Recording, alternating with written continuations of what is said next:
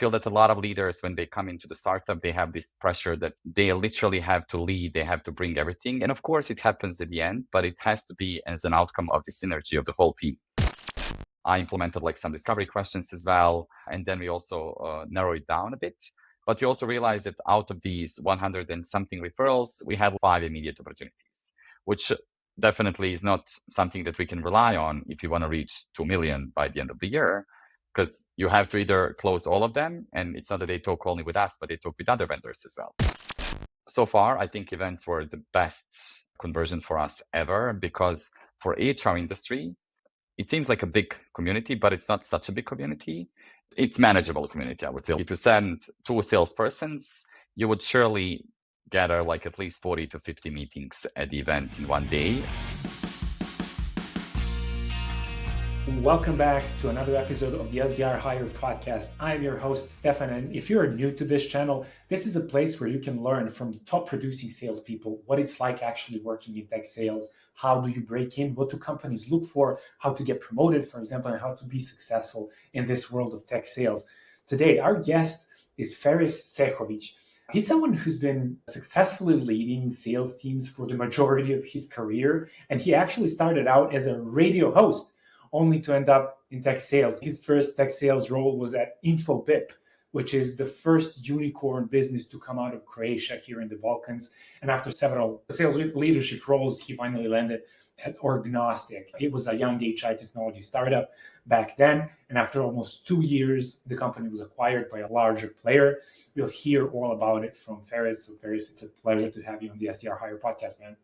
Hi, Stefan. Thanks for a great intro, and really happy to be finally part of it. I think when we met in person a couple of weeks or months ago, I was kind of super excited to finally see you in person, because I'm a huge fan of your podcast. So really I'm excited to be today a guest, and really looking forward to this chat as well. Yeah, it's a pleasure as well. Let me just start off with like, how did a radio host end up in tech sales? Like, how does that? Yeah, let me just add a little bit more spice to that story as well, but just for everyone to be aware that I have a master's degree in civil engineering, which no one will expect actually when you see me, when you meet me, or when you hear about me.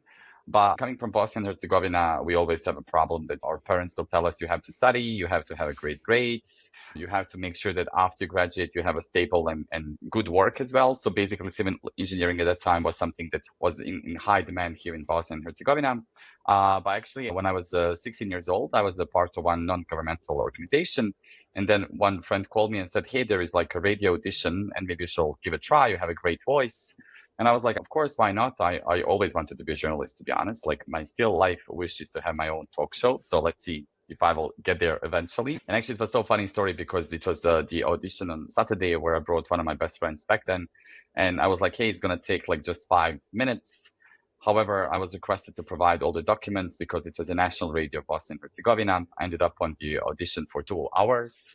And then even the main editor of the program back then told me like, hey, you're underage. It might happen that you won't get this job, but please don't give up. It's so great that we have you here. A lot of people with degree were also on the audition.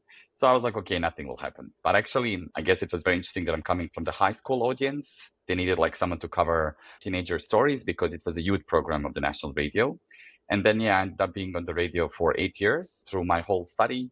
And also when I actually got a job at Infobip, when I moved to Bangladesh, I was doing remotely, even back then in 2015, sending story from Bangladesh to the national radio. And I think it's a very important experience in my life. It really helped me a lot with the sales as well, because nowadays if I'm at the event, I don't have any problem approaching anyone. And also back then in 2015, the main tasks I had when I joined radio was actually to go to the street and do these surveys and polls, like, ask people about what they think about certain topic. And everyone who was at least 1 minute in Balkan know that to stop randomly someone in Balkan and ask them, hey, what do you think about this? Is the most uncomfortable situation you will ever experience in the world. So if you survive that, then you can surely end up in sales. And that's where I guess now I am. That story is very relatable in the sense that if you can literally survive surveying people on these streets in the Balkans, you can survive anything that sales throws at you. So how did you end up at Infobip? And I'm very curious, like, what was it like being a BDR, SDR, whatever you called it back then in 2015? Because that's even before my time. I started doing BDR work in 2019. It's been 6 years, but you've been in the weeds for quite longer. So what was that like? Yeah, definitely a great question, because in 2015, actually BDR and SDR positions didn't exist, not at least that I knew. So basically my first role at Infobip was just a sales manager. Mm-hmm. And it was very exciting for me because it was something new. I needed some money and I was like, okay, let me give it a try. I had a 3 month probation period. And actually, when I joined the company, I was just assuming that you're going to do cold calls because that's the first thing that comes to your mind when you think of sales. Yeah. Yep. But Infobip, for everyone who is not aware, it's a big telecommunication company that provides A2P communication platform. So if you ever requested any service from some online platform, if you ordered anything through the e-commerce platform, if you purchased any tickets, then you would most likely get some SMS notification. So we were pretty much selling SMS at that time, of course. So my market was actually Bangladesh. And I was, of course, shocked to get that market because what is in Bangladesh? Besides 180 million people, it's the eighth largest, most populated country in the world. But at that time, actually, we definitely were very heavily relying on the cold calling. And to be also very honest, I think for us, it was very great that back then was super popular in Bangladesh. And also Bangladeshi people didn't mind sharing phone numbers on Facebook. So for instance, if you find any business that would potentially be a target for Infobip, we would just give them a call. But actually, at that time, maybe to find the phone number, it was not a problem, but to do a phone call was a huge problem because two things. First of all, you had to use Skype. So company would have to top up a lot of credits to actually be able to do all these calls. And then the second thing is if you have 4 to 6 hours time difference, you really have to find specific time slot within the day, no matter how do you feel, good or bad, tired or exhausted or even super happy. But that's like specific time frame when you have to do calls. Otherwise, you won't reach anyone during the rest of the day. And also, of course, if you have calls at 10 a.m., as I have every workday, basically people would be like maybe 2 or 3 p.m. in the market, picking up the children from the school, doing something else. They would have to handle a lot of objections in a way like, where is the person? The lines were not stable at that time. OTTs like WhatsApp and Viber were definitely not popular in that period as well. So you would hear like a lot of different things. But I guess the persistence was really a key. And for me, the main goal was just to get their email address. And then if I would be able to get email address, then it would be success. But the funniest part was also like how to spell info to someone in Bangladesh. And it would be usually Infobip. And it would like, no, it's Infobip, Bangladesh, India, Pakistan. And then also to learn all of these codes in terms of the letters from the other side, it was also very difficult. So I think it was really interesting experience. Certainly, if I look at then and now, it's been advanced much, much more than it was in 2015.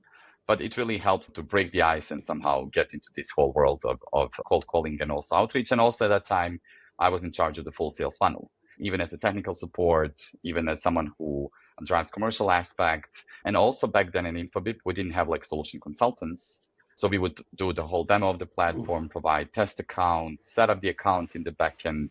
So it's really like literally the whole process that you can imagine that one salesperson does.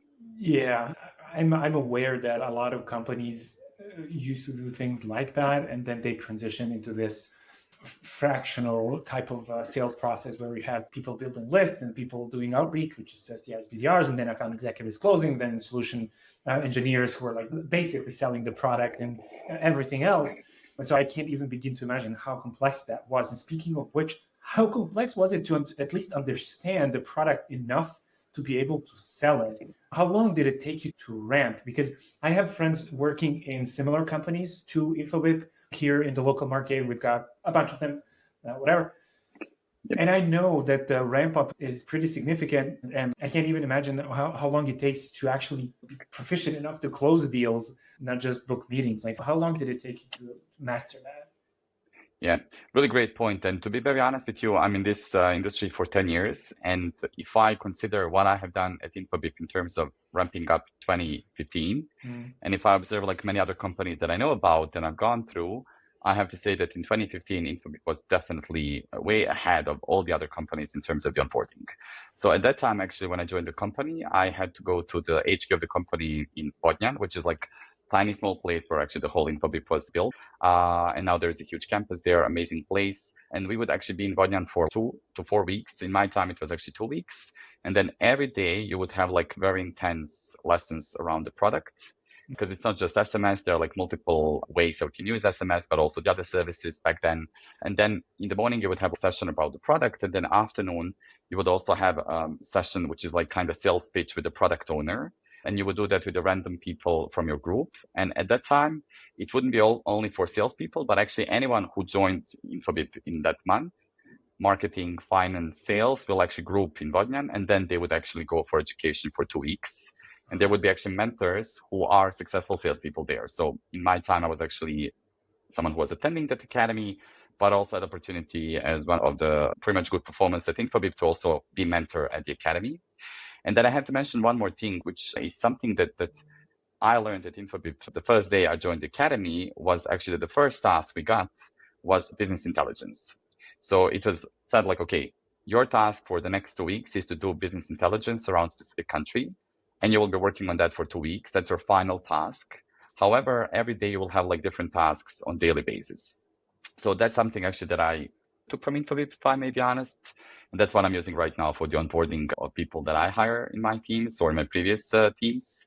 Pretty much copy paste the whole program.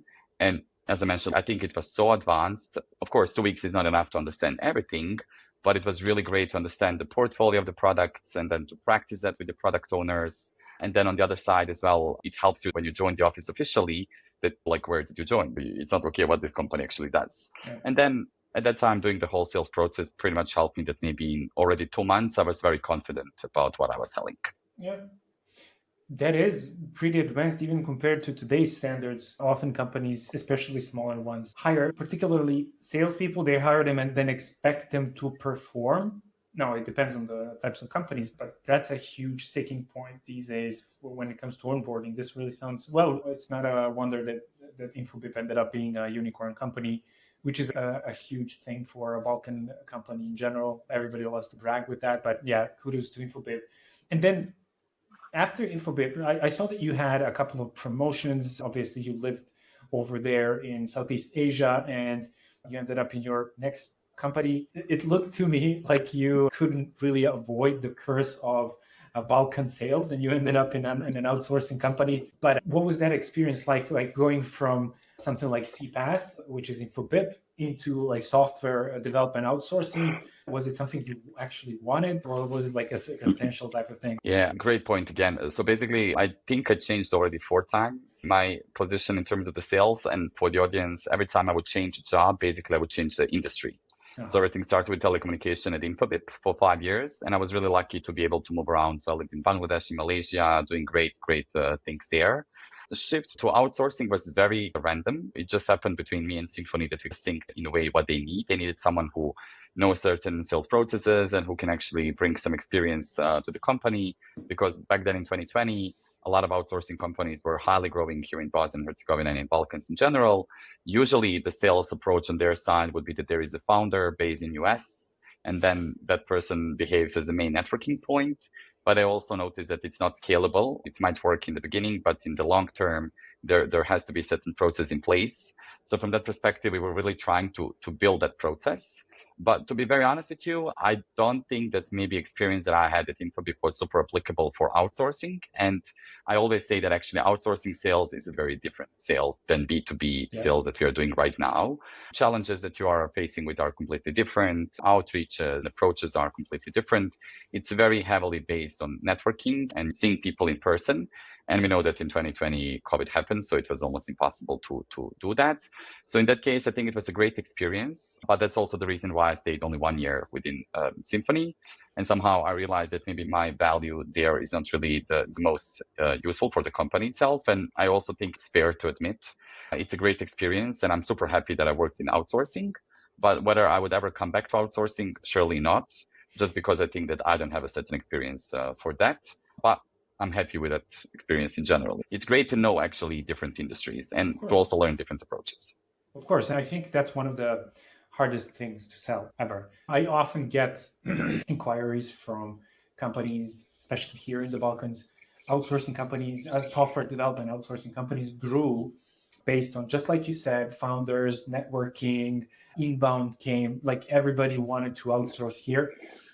And at some point, the inflow stopped, and then a lot of companies figured out they are lacking a sales function, and so everybody started like grappling around trying to figure out how to do sales for outsourcing and realized how freaking hard that is. And there's literally, I think, millions of people who are selling that same service. It's just so much noise. Anyway, a tough market to crack, definitely. But then you went again into a completely different industry, which I think was the Fintech, that Estonian company.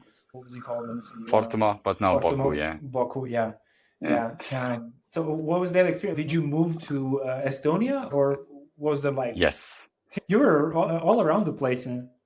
Exactly. So when I changed the job, then I completely start my life from scratch. That's kind of history and the practice for me. And yeah, just for audience, I'm 34. Maybe I look young. A lot of kilometers are behind me. Honestly speaking, as you can see, I'm getting emotional right now because Estonia is one of the most interesting chapters of my life. I'm still doing the brief with my friends, like how did I end up in Estonia in November 2020? Because that's certainly not a country that you would think about if you want to move, and especially not if you want to do sales, by the way, because for everyone who might not be aware, but Estonia is the country with the biggest number of the unicorns per capita in the world. Just for understanding, Skype, Pipedrive, Bolt, Wise are the biggest companies there, and still many great companies to come in. Basically, I knew about Fortumo from Infobip days because one product that Fortumo has is something very competitive with what Infobip has been doing, Symphony in particular. And to be honest, I was just in a way, okay, I want to apply for some jobs and see where I can end up. And then I randomly applied for a job in Estonia, and literally in 1 month I got it. And I moved there in 5 days because it's one of the most digitalized countries in the world. You will never see your doctor in person. You will never see your banker in person, but you will always have regular check-ins on the health and on the financials. Super convenient country. And then I was like 100% sure that fintech industry is not so difficult, but it turned out that's very complex. So the way of selling that is very difficult because ICPs are much more clear and straightforward. Like in Infobip, you would have 1 million companies that could be customer of Infobip, while in fintech, in Fortum at least at that time, Netflix, Amazon, Spotify were already customers whom you can actually sell, who is the next big name. Yeah. So for instance, Canva was one company that I brought to Fortumo. And at that time they were like, yeah, it seems good, but now it's a big name. Yeah. So it's actually quite interesting use case. And then the other challenge was, first of all, okay, how now to find the tools that we want to use for payment industry? Because even though the payments manager seems to be like the most appropriate role for selling payment methods, but actually business development managers were the crucial people for us because their target is to work on the market expansion of the gaming industry or e-commerce industry. And then in that case, you would have to approach them. So basically now you are selling to potential sellers. And then you have to come up with a lot of facts and market research on if they enable this payment option in Indonesia, how much they will grow in a certain period. So it's really a numbers game. And another fun fact is that I never liked taxes. And it ended up that in payments, it's all about the taxes. So now if you ask me what's the tax rate in Indonesia, I would surely know that. But prior to that, I wouldn't know what's even tax in Bosnia, to be honest. And then another particular challenge that I faced was definitely, okay, like how do I show you payment method on the call? Yeah. There is no like platform. It's just API SDK. It's something that you integrate in the backend of your platform, actually, because yes, like how do I prove you that it exists, that it works? There is no sandbox account for that. So that's why payment industry was very challenging in particular. And that's why the sales cycle is really long. Now being in HR for 2 years, even longer than in HR, to be honest, which is definitely something I always think about. But what's really important about the payment industry, that it's super profitable if you recognize the right payment method for the right company, and if you really do the proper market research on the potential market expansion. Because it's really like a big numbers game, but also it depends on how companies promote their payment method in that particular country. Mm-hmm. And that's maybe something where I can't influence directly. And also I worked in the company that is not working actively on marketing activities. When they enable payment method, it's more with the customers. So in that case, there were like a lot of important stakeholders from different sides that have to sit and agree on how the payment method will be launched.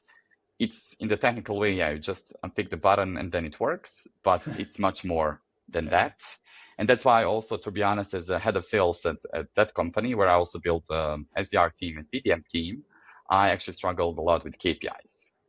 Because to put concrete numbers as an expectation, it was very difficult, especially when you're building SDR team from scratch. But then at the end, it turned out that for SDRs, it's even more easier because it would be like usually a number of the conversations and SQLs in particular and generated opportunities.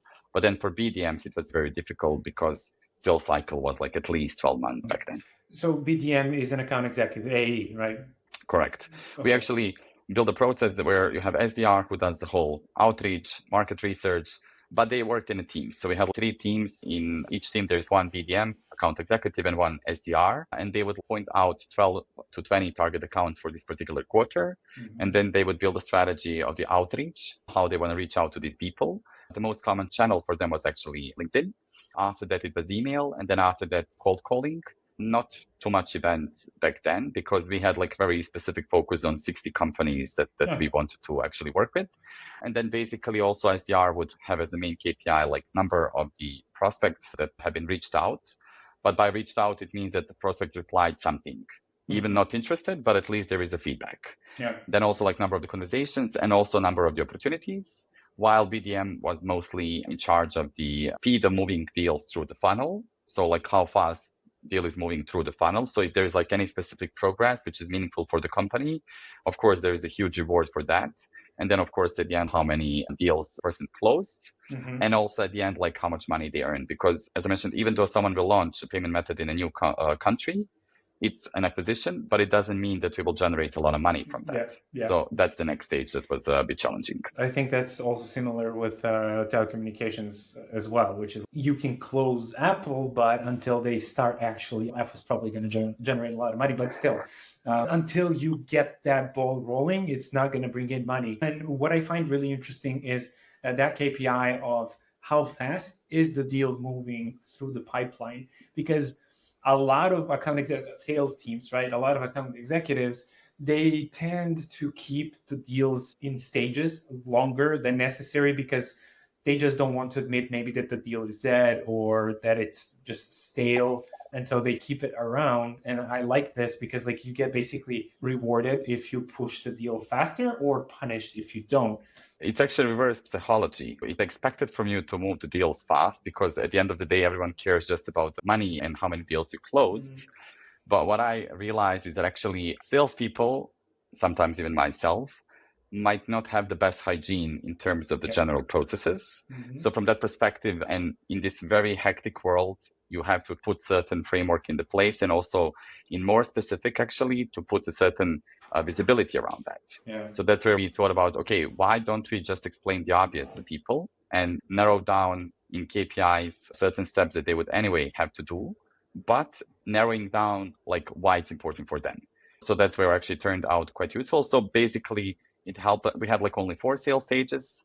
So if someone comes in Q1, we would usually close that deal in Q4 because through every quarter deal will be moved anyways. So it was very straightforward in terms of the conversion. That's cool. What were the stages? I always keep very similar stages, to be honest. So it's like prospecting, discovery call. Then we have usually not in payments, but here in HR, we have tech validation because we want to make sure that what we have as a platform actually meets your expectations.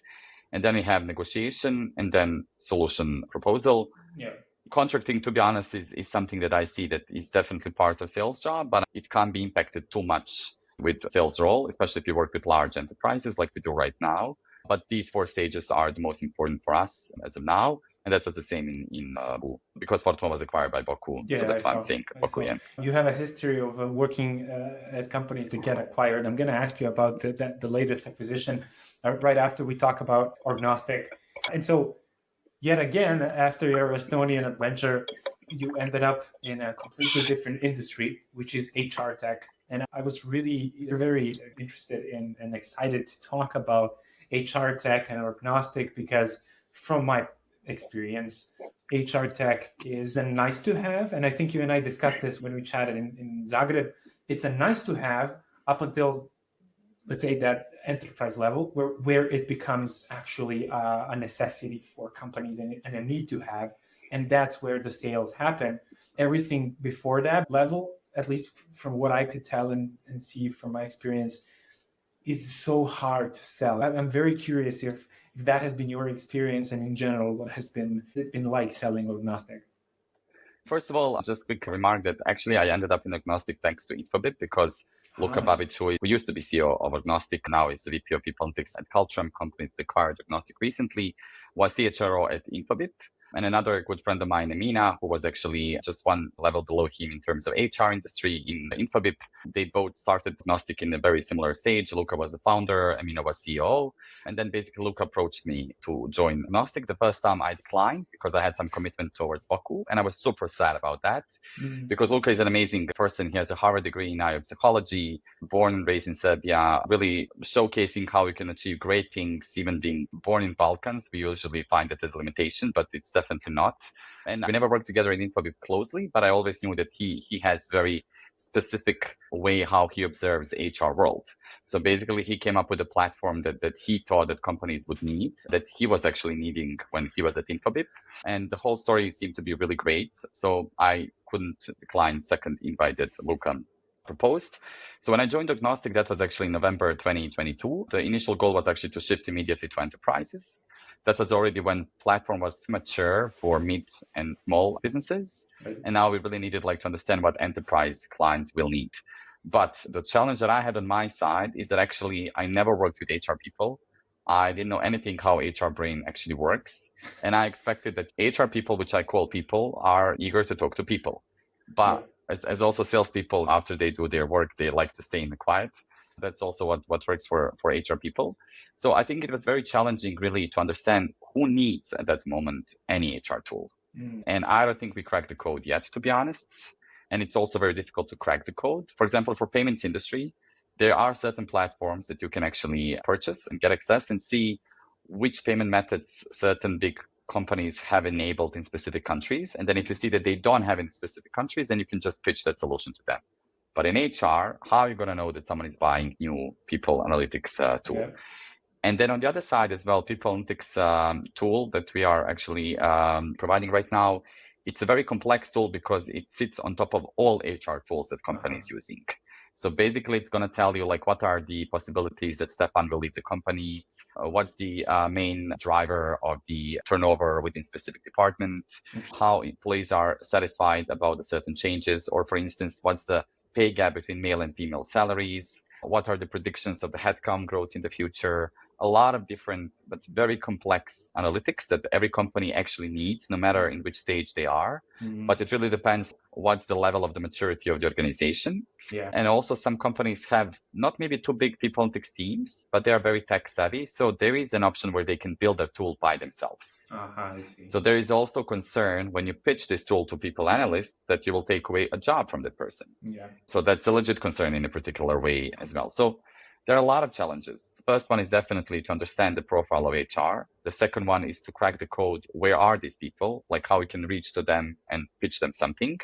And then the third one is that HR is an important role in every company, but it doesn't have a very high legacy, which means that if there are budget cuts, usually HR might be affected, the first one. And then the fourth thing in our particular domain was that it's a very tech savvy solution, which should be easy to understand, because why would you develop something that you can just, plug and play? But it tends to happen that companies can actually maybe build it. So you are basically competing with their internal team. You did find a way to navigate through them, because I know for a fact that you guys have grown and you have a small team underneath you or working with you, around you.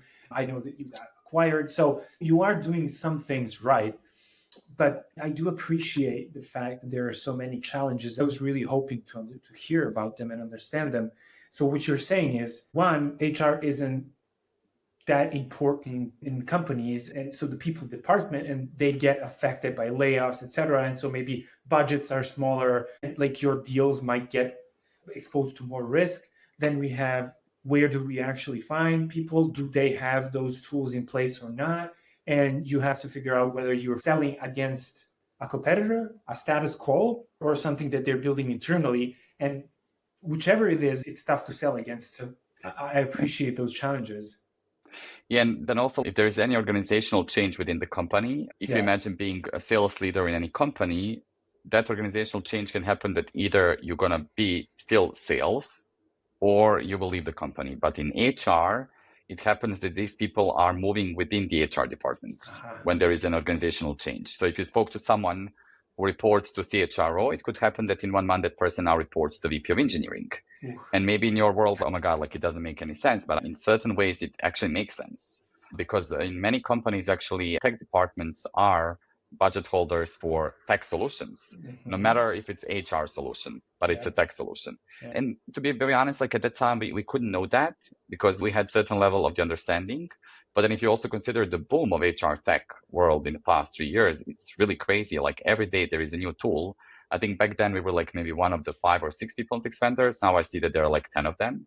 And I think what is our biggest success after 4 years, because the company overall existed for 4 years and still exists. Yeah, definitely acquisition is a great thing, great customers, but brand awareness. And this is something that I always like to point out, that we actually managed to put ourselves in the top 4 names of the people and Pix tools. There were like 3 very big competitors. So if there's any big company who has any RFP, now we don't have to like have this FOMO. Most likely we will be invited because they recognize us as a name and they will invite us, maybe just to fill the number, but maybe also like to win the RFP. We had like different examples. And that's where I feel that we have done an amazing job. When I say us and we, I think our GTM go-to-market team, of course, the leader is Luca, who is on top of the house. And then in the house, you have sales leader and my sales team member, Christina. Then you have customer success lead, Emina, and her team member, Philip. And then you have Andrea, who runs marketing and operations, and then her team member, Pavle. And this synergy between 6 of us was extremely amazing, because if I have a tech problem, customer success will hop on the call and help me to sell it. Keep in mind that Emina was CHRO in her previous life, so now she leads customer success, so she knows everything about HR. Yep. Andrea is a master in terms of the ideas and how to actually engage customers with the content. So for example, what we have done recently is if we launch any newsletter or we launch like any pagers, we would actually require 3 questions to be filled from the customers in a way like, would you consider purchasing People Tech solution the next 6 to 12 months? Yes, no, in which time frame, and who is the main stakeholder of that decision? So if someone downloads some template that we provided, I would immediately see what they replied, and then I would add them on LinkedIn, and then I would start engaging with them on a very casual way. And then I know that they will reach out to me later if they have any potential buying necessity. But we also provided a lot of content to people, organized a lot of webinars where me and Christina will join, see who is the most active, and then try to engage with them later to build a relationship and actually navigate them to come to us and see the demo. And also, of course, that content really helped us to position us in terms of the brand awareness. We haven't done thing that I see that a lot of startups are doing in a way that they invite potential ICPs to give feedback on the product. Okay. I think Luca has done that in the beginning when he was building the solution, but then he was very opinionated. Let's start selling it. I think we can do it. And I think that was really great approach from Luca, because I'm also not a huge fan of that, because I rather prefer to be straightforward on what's my desire of the call, but I always explain that no strings attached. And one thing that I always point out when I reach out to people on LinkedIn is, yeah, you want to know what's happening in the industry. Yeah. So better to know now than to find out it later. So why don't you just take a look and see whether this would be suitable for your company? And no strings attached. And to be honest, that's maybe one thing that we cracked as a code, is this way how we approach people. So we don't sell them very straightforward. We really try to establish a relationship. And this is maybe Infobip mindset that I have, which means that if you want to sell such a tool, then you really have to understand the tool. I like to work with pre-sales and solution consultants. Of course, it's easier in a certain way that you have like someone who can always jump in.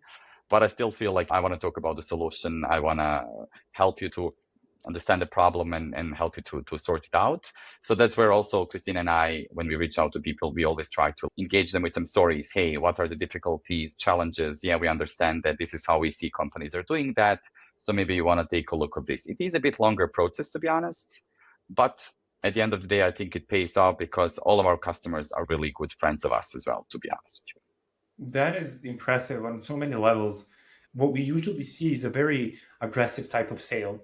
And to be fair, that type of sales works for certain industries, certain types of products. Now, when it comes to people teams, human resources teams, it requires a different approach. And it seems like you guys, just like you said, you cracked the code, at least on that part, where you basically start those relationships first before you try selling them something and offering value. Because, and that's another thing that I really find impressive that you and your teams did, is that there's this synergy between these teams that are historically and traditionally opposing each other rather than working together. And it appeared where sales is just trying to close at any cost, and then marketing is doing their own thing, trying to generate leads. And then nobody has appreciation for each other, where you guys have created this environment where you help each other and I assume feed each other information, which is critical because like I can see marketing learning from your sales calls and closed ones what is driving those decisions. They can create content, gated, not gated, doesn't matter. Acquire new leads. You can reach out to those leads. You can create, and then you have customer success helping you close those. Like it's a beautiful story that doesn't happen often. Yeah, to be honest, like, thank you for that. And I think that was really key of success for us because when I joined Agnostic, back then I had 8 years experience in leading teams, doing great deals, great closure behind me. But then I actually realized that all of that is amazing and great, but I can't do this by myself. Like I even at one moment put like a lot of pressure on myself. And then Luca and the rest of the team told me like, no one expects you to sort out everything. What we actually expect each one of us here is as a superhero. Each one of us has a superpower. So let's understand how we can utilize each one's superpower and then really narrow it down in a specific way. So initially, when I created my first outbound campaign, then Christina took a look at that. She was like, oh, it's very good. And then Luca was like, hey, I want to take a look of it. And I was like, oh, now CEO will revise my sales campaign. Like when he was doing sales, when he launched any campaign. But actually, Luca studied at Harvard the topic that apparently I'm about to sell. So no matter how much my English is good or bad, he's the person who knows how HR people talk. And then Amina also has done it. So I was like, yeah, that's also a great learning point for me. But I feel that a lot of leaders, when they come into the startup, they have this pressure that they literally have to lead, they have to bring everything. And of course, it happens at the end, but it has to be as an outcome of the synergy of the whole team. And another thing that I think was very crucial for us is the approach that I was talking about at the event in Croatia, where we decided that actually we have 1 year to achieve goals or who knows what's going to happen. And then I suggested together with the rest of the team that maybe we can approach like each quarter a different strategy. So the first quarter when I joined the company, it was Q1 2023. We had a very famous VP of People Analytics, a guy from America who was actually influencer in this domain. And he was doing a lot of referrals. So I would end up having like 20 to 25 calls literally together with Christina on a weekly basis. And all of these demos were like for 1 hour where Luca is showcasing the platform. And then I realized that, yeah, it's great. We have some traction. We don't have like immediate buying on needs, but maybe we need to reshape the process a little bit. So we worked on that. And that was really amazing opportunity for us to see what works well and what doesn't work so well. So we reduced the duration of these calls. I implemented like some discovery questions as well. And then we also narrowed it down a bit. But we also realized that out of these 100 and something referrals, we had 5 immediate opportunities, which definitely is not something that we can rely on if you want to reach 2 million by the end of the year, because you have to either close all of them. And it's not that they talk only with us, but they talk with other vendors as well, especially big enterprises. Like if you have NASDAQ or Netflix, they're not going to talk only with you. They will talk with definitely other vendors as well. So then for the second quarter, we actually realized that there are a lot of events. Some big events in the politics world are happening in Q2. So we actually decided to go to the event. And that's where we approached more like events in Q2. So far, I think events were the best conversion for us ever because for HR industry, it seems like a big community, but it's not such a big community. It's manageable community, I would say. If you send 2 salespersons, you would surely gather like at least 40 to 50 meetings at the event in one day, or at least with the strategy that Christina and I do. And that's a very persistent strategy, which takes. There are different ways what you can do on events. And it sounds like you didn't have a booth and just waited people to come at you. You were proactively reaching out and booking meetings, right? Oh, yes. So basically, we didn't have booth almost ever last year. We had only once, but doesn't matter. So basically what we have done, so for every event, there is a LinkedIn page. So basically you can easily find who clicked attend on that event. Then of course, if you pay for any participation fee, 300, 400, 500 pounds, euros, dollars, whatever, there has to be a certain application. But I guess where salespeople make mistake is that they are not chasing organizers for these applications. And they're rather like, I'm going to meet someone on spot. What we have realized is that a lot of people who are participants in the events, not the vendors, they don't install application before the first day at the event. but how it helps us to understand who will be at the event. And I need just name and surname. That's the only thing I need.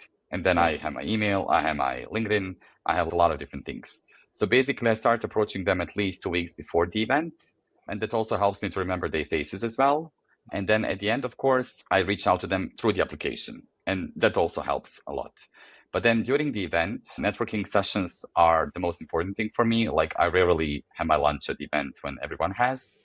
And one thing I'm really grateful to all event organizers, and I just hope it doesn't change, is that name tags are now like 50 centimeters. So you can easily see who comes from which company. Yeah. And then I just top them randomly. And both Christine and I will have a quota of at least 20 to 25 chats on spot, which opens another challenge, like how you can really make sure that after chat of 5 minutes with someone, you will actually get them on the call. Because even though you provide like SaaS solution, actually you can't showcase that solution on spot. We tried, we had iPads, but it's not really working. It's a very complex tool. So basically what I would do, I would like immediately put a placeholder for us to meet like in the upcoming weeks. And then basically I would follow up the first day after the event with all of them. And then I would not stop chasing them for the next 2 months, literally. So it's like really 2.5 months of the very intense process. And it helped us a lot with meeting people on spot. And I noticed that a lot of our competitors are usually relying on the, booth, and they expect everyone to come, which I'm sure brings a lot of conversion. But the question is whether it brings a lot of success at the end. True. I love that sales tenacity of just ruthlessly following up with people until they say yes, because there's only so much you can do and you want to make the most of it. Okay, I want to talk about one more topic, which is, so you guys got acquired just recently by a larger player, which is amazing of an outcome for the founders. However, and I love business. I love consuming content about business. And I've heard a lot of stories of what it means to get acquired for the founders. However, I never know how the people working in the company actually feel. How does the executive team feel when the company gets acquired? Did it disturb the day-to-day? Like, what is actually happening? How does that look like from the inside, from your perspective? As having experience in 2 acquisitions, the first one was Fortumo to Boku, where actually competing product purchased a competing product. That was a bit tricky, to be honest, because you have people who were doing pretty much same job on the both sides, and now how you can actually merge them to work together. Yeah, there were like emotions, surely. But in this case, actually, this acquisition is, in my eyes, like a perfect marriage, because Cultramp is a massive company, 1,000 employees, who is the market leader in engagement, performance, and develop. And then they were looking like, okay, how they can scale portfolio of 7,500 customers. And that's where they approached Agnostic, and that's how the marriage happened. I like to say it that way. So basically, we're like compelling product. We sit pretty much on top of all of that. We are in much younger stage of the product than what Cultramp is right now. However, with being part of Cultramp, there are so many capabilities and opportunities. For me as a sales leader, I feel this is like very important part of my career, because being director of sales in company of 33 employees, I was also in company of 300 employees. But now basically being director of sales in a company of 1,000 employees, where many other directors of sales. So it's not like just you. There are like so many others and so many amazing account executives, account managers. I feel like I'm in the beginning of a new sales journey, because there are so many things I can learn. There are already established processes, a lot of useful guidelines around the sales, a lot of collaterals and everything else. So it's definitely challenging, because goal is there. You have more tools than you ever had. So you can't complain about, oh my God, like I don't have something. You have everything. So you just need to go and do your job, basically. However, it's also very important now to understand that certain tasks are more clear. There are more specific goals, and focus is more than ever important right now. So I think that you all feel very confident and happy, because we are still building our product as a part of Cultramp. And it's also amazing how Cultramp is such a supportive company in terms of building the product, investing into it, and also making sure that you all feel good. So to be honest, I'm very amazed with the whole transition. And when acquisition happened, I was like, I love my job. I love working in HR industry. 60 to 70% of my LinkedIn connections are actually HR people right now. I don't want to change anything. So I'm so happy that I can still pursue my goals as a part of Cultramp. That's cool. That's so amazing. So what I gather from what you just told me, so there are different types, obviously, of acquisitions. You were a part of 2 that are very different. One was more like a competitive takeover, where in most cases, when competitors acquire competitors, they kill off the product, they dismantle the team, they just keep the best and then discard the rest. On the other hand, this is a complementary acquisition where basically you're just an add-on to an existing ecosystem that is working amazingly well. You're bringing on new clients, you're bringing on to Culture Hemp, you're bringing on a new product has a promising product market fit, etc. On the other hand, you guys can get to grow and get to use those resources that are now at your disposal, which I think is really amazing. By the way, I'm just curious if at any point you were to leave what you're doing right now, where do you think you would end up? Would it be somewhere in this space of HR tech, or at least working with HR departments, or would it be another new industry that you would try to tackle? I surely think it would be something related to HR, just because I like working with people. And I think for me to be successful in sales, I have to feel motivated and onboarded on the way of the solution that company provides. Yeah. So surely telecommunication, fintech, e-commerce, ride sharing, these are all super exciting opportunities. But one thing I learned through my whole life and actually through sales, that my biggest value as a salesperson is my personality. And I see that my personality is somehow fit for HR tech.